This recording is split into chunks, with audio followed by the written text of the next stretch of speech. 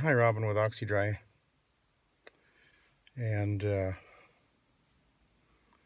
a Sunday today, and just doing some loose ends, and got my van ready for the week ahead. Yesterday, but I wanted to address the the use the bathtub chemistry issue again, because I did post something about specifically about peroxide. I posted something from a website where the it was a safety data sheet and things about the peroxide and some concerns that were on there, and I addressed that on a couple of Facebook pages. And um, there's been some interesting comments on that, and some agreeing with me, and others saying, "Well, why you care?" and what other people do is their business and whatnot. And actually, I actually agree with you, that what a person does is with their own business is, well, it is their business. But the thing is that when you post things on YouTube, now it becomes everybody's business, because you're exposed, and you're it's no longer private. It's social media. We're all able to access this information and watch it, and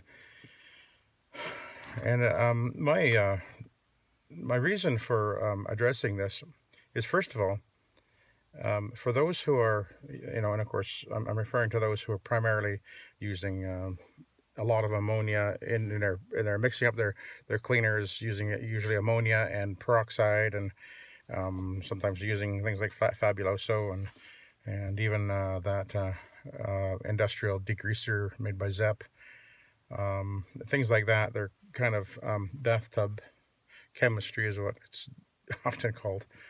Um, I'm really concerned about the health issues for those that are doing this. Should I be concerned? Well, I'm supposed to be my brother's keeper, right? And so I see something happening that I know is very hazardous to one's health. I would be I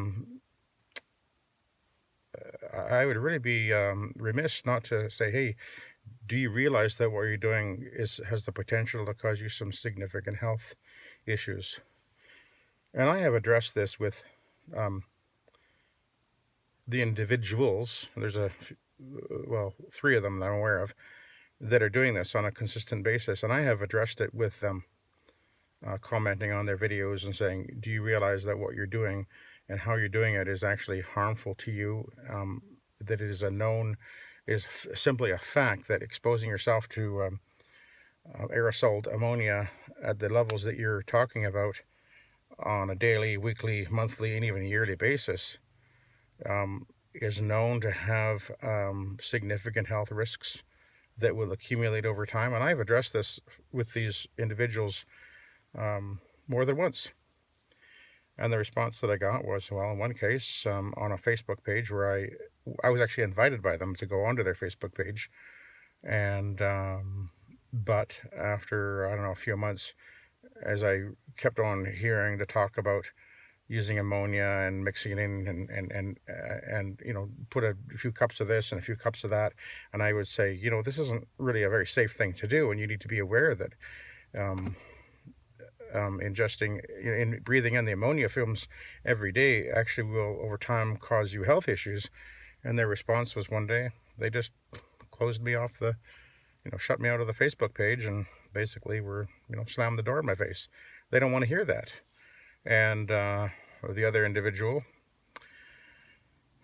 who is constantly saying that the key to cleaning carpets is, a few cups of ammonia, a few cups of peroxide, and this laundry detergent, and maybe that industrial degreaser, the Zepp product, mix it all together, and you're fine.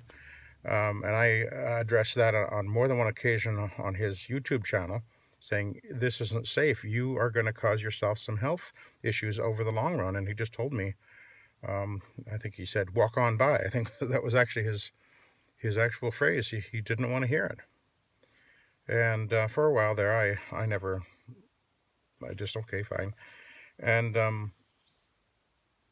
I never addressed it, other than in my videos. Occasionally I would talk about, being sure to use, we should always be using products that are safe to use. But recently I've been really thinking about it a lot more. Plus I've seen a couple of videos of, actually a couple of people have been saying, hey, did you see this latest video, and did you hear what he said here and whatever, and they sort of tipped me off that, a lot more, there's been a lot more talk lately, I guess, about, ammonia and peroxide and now the ZEP degreaser, and I think it was when I saw the ZEP degreaser post that I then went and looked up the ingredients in that, because I had used a ZEP product many years ago, similar. I'm not sure if it was the exact same thing, but I found it certainly worked well. But I used it for a few months, and then I began thinking about it. I thought, what exactly is in this? Do I really want to use this? I need to understand what I'm using. I need to know. I mean, if I'm a professional, I should certainly be understanding what I'm cleaning with and whether or not it's safe. So I looked it up, and when I read the ingredients, and I realized, oh boy, I definitely don't want to be using this at all in a person's house, and I certainly don't want to be exposing myself to this, well, every day pretty much, for months and years, because, well, I'm actually concerned about what happens over time as we are exposing ourselves to different cleaning products. Because I've been around long enough to have known of carpet cleaners who have expired at a younger age than they should have because of cancer, and breathing issues and things like that. So, and I know a little bit about the history of there was that carbon tetrachloride product that was used. Well, that was quite a few decades ago now, but that was a known carcinogen, and that was, a lot of carpet cleaners used that and loved it, but it was a very bad product. And then, of course, the butyls, which were quite popular a few years back, quite a few years ago now. And there are some products that have butyls in them today. And that, by the way, is what's in that ZEP product, I believe. Anyway, so my point is that I actually have addressed this with these individuals who are promoting the use of these products. This chemistry of it, particularly the ammonia, is actually the greater concern, because it's practically used in every mix that these guys are using, apparently. And here's the thing. I remember a video maybe a year or two ago of where it was mentioned that he was no longer, he said the smell no longer bothered him, that he could smell the ammonia, but it didn't irritate his airway anymore like it used to. And I thought, boy, that's a pretty significant thing to have happen to you, because the reason why we when we smell the ammonia, that it irritates us and we go, whoa, don't like that smell, that's a warning. Our body is telling us, beware, this is harmful to you. And if you've gotten to the point where you no longer are bothered by that smell, it no longer irritates you, then that's because your body is actually adapting to this known irritant.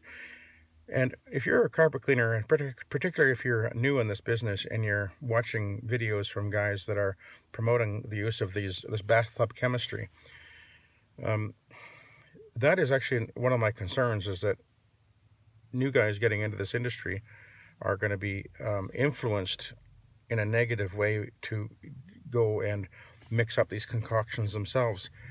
And that's a real concern. Now, if you look up the ammonia and the safety of ammonia. You can look it up, and there's tons of information out there that warn you that long-term, even exposure to small amounts over a long period of time is known to have a detrimental effect on your health, both your lungs and your internal organs, and just on and on it goes. Same with which has actually surprised me. Surprisingly, even peroxide can have long-term health issues.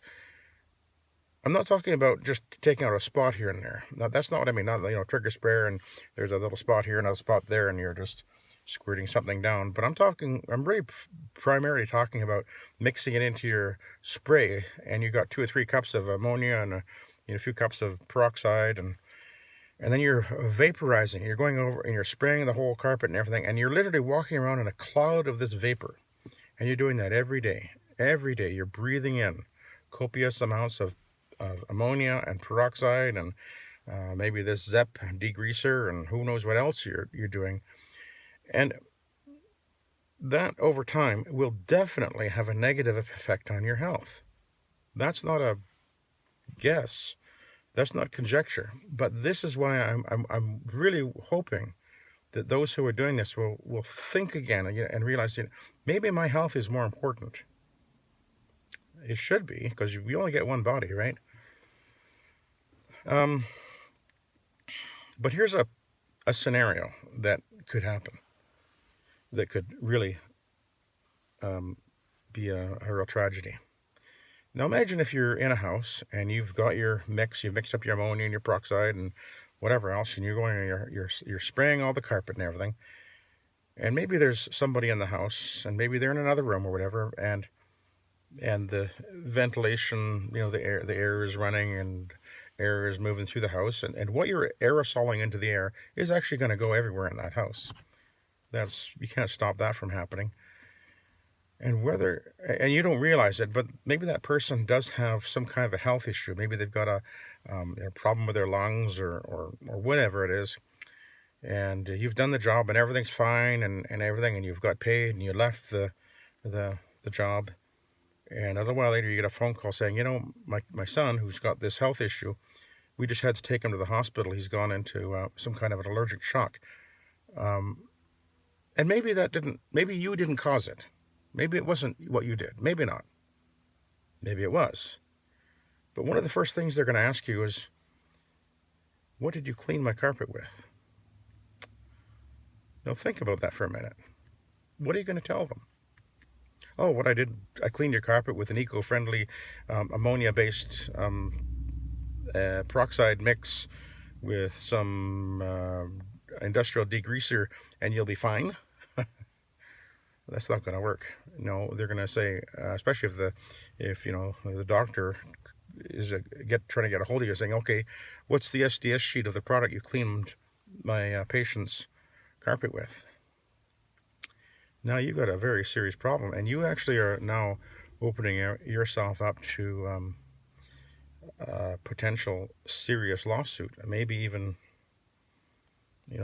some kind of a legal issue. I mean, if you are knowingly doing something that is known to be unsafe, well, I mean, I don't know what the legal implications of that would be, but it doesn't really. I can't think of a good way that would end. And that's a concern, obviously. And here's the other aspect of that as I know there's a lot of carpet cleaners that, there's quite a few carpet cleaners that are watching my videos that I post, and so this is really addressed to you guys now. Think about the implications of what would happen. Just imagine if that scenario did occur, and whether or not that it was actually caused by the carpet cleaner or not, but the news media got a hold of the story and somebody ran with it saying, that they put it on the evening news, carpet cleaners are cleaning carpets with known hazardous ingredients in their mixes that they're putting together without any kind of protocols or regulations or whatever, the implications of that actually are pretty darn serious if you think about it, because it could really mushroom into something pretty significant. And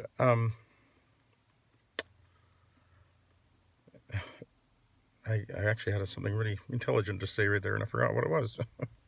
That's what happens when you get a bit older. Well, the point is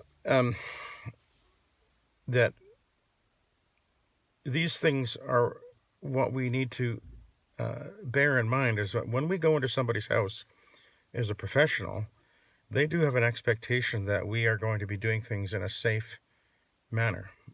And the reality is that, again, if you take a look at the health concerns regarding ammonia and peroxide, and I'm not saying you shouldn't use peroxide to take out a coffee stain. I'm not talking about that. I'm talking about literally spraying, mixing up a few gallons with a few cups of peroxide or ammonia or whatever else, and you're aerosoling it all over the carpet.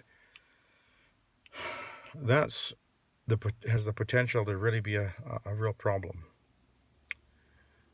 And one of the things that I've tried to do with my channel, and I've been posting videos for, I guess, about 7 or 8 years or so. And my goal in this is to, obviously, to help people to learn how to use the VLM system. But in our world today, it actually has been basically YouTube has been a very effective tool to introduce new people to this VLM cleaning, because where else would they have learned it from? Because if you didn't have YouTube, you're not going to get any real support or encouragement from the carpet cleaning supply stores, are you? Because they're always going to be trying to push you towards steam cleaning. So the YouTube channels have actually have had the greatest impact on creating the awareness of VLM as a credible carpet cleaning method. Back when I started, there was very few videos out there. I think probably Trinity was one of the first ones that really started putting out videos, and I think it was really watching Trinity's John Gurkink's videos that made me think, well, maybe I should start putting out videos too. And of course, I've always kind of promoted the use of the rotary machine, mostly anyway. But anyway, I know that there's right now a lot of talk about the safety of different chemistry, particularly the ammonia and the peroxide and whatnot, because I did post these things on a couple of Facebook pages that do get quite a bit of views. But for those of you who really think that this really isn't anybody else's business but the person who's doing it, I would respectfully suggest that you think again, because regardless of I think that it does actually have an effect on all of us, because we want to, if we're going to grow VLM as a credible carpet cleaning option, then there has to be a credibility about the chemistry that we're going to be using. And if we become known, as VLM becomes known as the guys that mix up their own concoctions and don't have any regard for the safety of either themselves or their customers by using things like ammonia and peroxide and industrial degreasers and laundry detergents, well, that really is a very poor reflection upon VLM as a credible methodology, and that's another aspect of why I'm concerned. So primarily, I am concerned about the long-term health effects upon those who are practicing this type of cleaning and mixing up their own products with what are known, absolutely known to be unsafe to use the way that they're using it. Again, I get it that we can use. I actually do use ammonia for certain spots, and I certainly use peroxide for tea, wine, and coffee, and urine stains. But I'm not putting a few cups of it into a sprayer and aerosoling it all over the place. And I'm not using an industrial degreaser, which has got known harmful ingredients in it, and using that as a carpet cleaner. I, for many years, in fact, I've always tried to use very safe cleaning products. The product I used the most was actually health rated at 1, and it was a plant-based product and Green Seal certified, and I used that for many years. And a few years ago, a couple of years ago, I guess now, I went 100% to using the product from Nanomax, the product Nanomax from Bonnet Pro, which of course is a 97% food grade plant-based ingredients and has a health rating of 0. And I really think that as carpet cleaners, we should always, certainly for residential work, we should always be trying to use as green and as safe products as possible for our customers. In my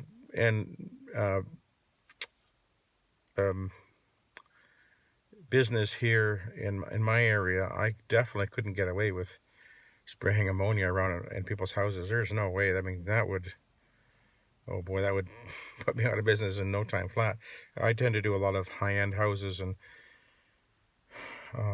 so I would, people would, they would kick me out the door. No ifs, ands, or buts, So one of the reasons that people do call us is because when we are able to advertise that we are using, green and safe products as part of our marketing. And that's I think it's an important thing to do. And of course, we also advertise that we're odorless. And so I think that it's an important thing to use as a marketing tool. But, and by the way, just because ammonia is biodegradable and self-neutralizes, that doesn't, I mean, that's actually quite irrelevant. The issue is that while it's in the air, and you're breathing it, it's actually, it's an irritant. It's a known irritant, and over time it will have a negative effect upon your health. So please, if you're one of those guys that are doing this, reconsider for your own health and your own safety. Consider your spouse. Think about it. I mean, those who are doing this and have been doing this for years, I fear that you're going to have a very unpleasant future. I really do. I honestly think that you're going to deeply regret not abandoning this unwise practice. There are really safe and effective and inexpensive products that you can use as a professional, and we all should be striving primarily for safety for ourselves and for our customers, and for credibility for this industry as well. And that actually does concern me too. So anyway, I'm kind of, I mean, I've said these things before, but I wanted to kind of address it in light of there's been quite a bit of activity on the couple of posts I put out, and I just wanted to address this as face-to-face, you could say. I'm not wanting to ruin anybody's day. I'm not wanting to, put anybody down. I really want us all to be safe. Please be wise about this, and don't fool yourself into thinking you can get away with this for years and years and years, and there will be no consequence. There will be a consequence, and I fear that it won't be good. So that's my view and my thoughts on this matter, and So let's all try to just be better at what we do. Safety first. Let's be better at the cleaning. Take care of our customers, and live long. And as Spock would say, prosper. Yes. Okay. Have a good day. Take care.